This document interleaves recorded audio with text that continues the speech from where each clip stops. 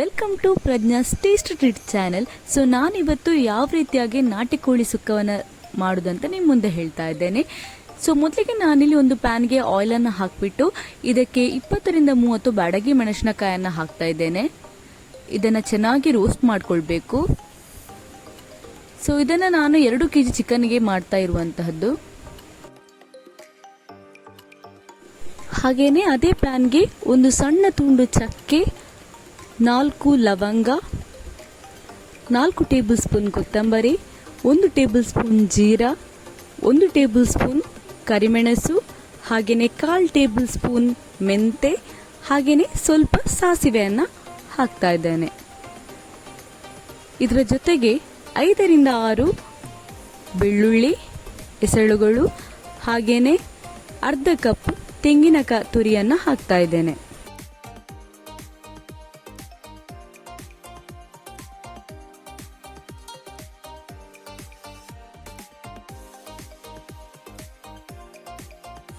ಇದನ್ನು ಒಳ್ಳೆ ರೀತಿಯಲ್ಲಿ ರೋಸ್ಟ್ ಮಾಡಿಕೊಂಡು ಮಿಕ್ಸಿ ಜಾರ್ಗೆ ಹಾಕೊಳ್ಬೇಕು. ಹಾಗೆಯೇ ಇದಕ್ಕೆ 1/4 ಟೀ ಸ್ಪೂನ್ ಅರಿಶಿನವನ್ನು ಆ್ಯಡ್ ಮಾಡ್ಕೊಳ್ತಾ ಇದ್ದೇನೆ. ಹಾಗೆಯೇ ಒಂದು ನಿಂಬೆ ಗಾತ್ರದಷ್ಟು ಹುಳಿಯನ್ನು ಹಾಕೊಳ್ಬೇಕು. ಇದಕ್ಕೆ ನೀರನ್ನು ಆ್ಯಡ್ ಮಾಡ್ಕೊಳ್ಬೇಡಿ. ಇದನ್ನು ತರಿಯಾಗಿ ಪೌಡರ್ ಆಗಿ ಮಾಡ್ಕೊಳ್ಬೇಕು.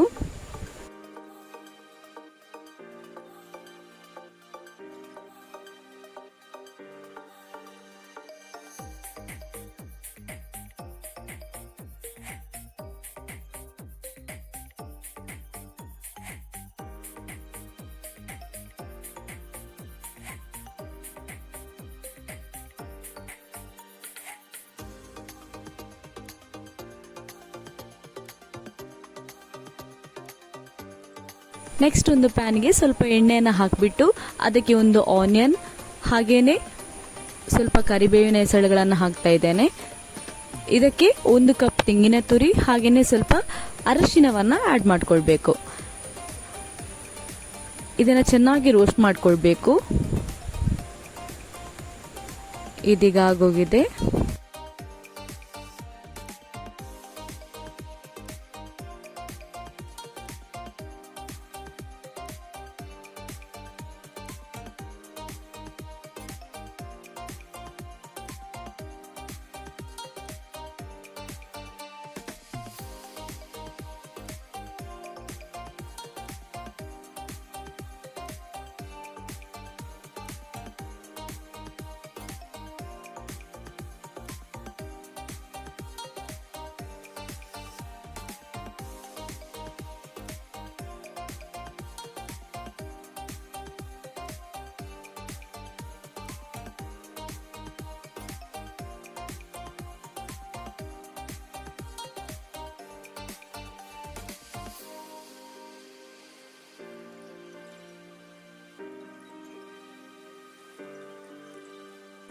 ನೆಕ್ಸ್ಟ್ ಒಂದು ಮಣ್ಣಿನ ಪಾತ್ರೆಯಲ್ಲಿ ಸ್ವಲ್ಪ ಎಣ್ಣೆಯನ್ನು ಹಾಕಿಬಿಟ್ಟು ಅದಕ್ಕೆ ಸಣ್ಣದಾಗಿ ಕಟ್ ಮಾಡಿಕೊಂಡಿರುವಂತಹ ಶುಂಠಿ ತುಂಡುಗಳನ್ನು ಹಾಕ್ತಾ ಇದ್ದೇನೆ.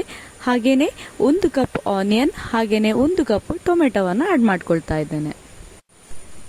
ನೆಕ್ಸ್ಟ್ ಇದಕ್ಕೆ ಚಿಕನನ್ನು ಹಾಕೊಳ್ಬೇಕು. ಹಾಗೆಯೇ ಸ್ವಲ್ಪ ಅರಿಶಿನ ಹುಡಿಯನ್ನು ಹಾಕೊಳ್ಬೇಕು. ಹಾಗೆಯೇ ಇದಕ್ಕೆ ಉಪ್ಪನ್ನು ಹಾಕೊಳ್ತಾ ಇದ್ದೇನೆ. ನೆಕ್ಸ್ಟ್ ಇದಕ್ಕೆ ಮುಚ್ಚಳವನ್ನು ಮುಚ್ಚಿ 20 ನಿಮಿಷಗಳ ಕಾಲ ಬೇಯಲಿಕ್ಕೆ ಬಿಡಬೇಕು. ನೋಡಿ, ಇದು ಒಳ್ಳೆ ರೀತಿಯಲ್ಲಿ ಬೆಂದಿದೆ.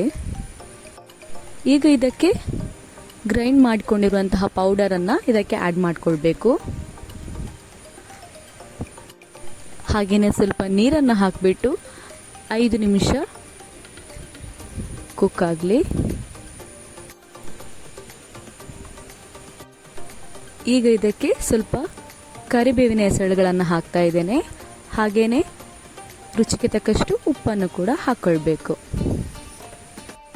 ನೆಕ್ಸ್ಟ್ ಇದಕ್ಕೆ ನಾವು ರೋಸ್ಟ್ ಮಾಡಿಕೊಂಡಿರುವಂತಹ ತೆಂಗಿನಕಾಯಿ ಇದೆಯಲ್ಲ, ಅದನ್ನು ಕೂಡ ಆ್ಯಡ್ ಮಾಡ್ಕೊಳ್ಬೇಕು. ಈಗ ಇದು ರೆಡಿ ಆಗಿದೆ.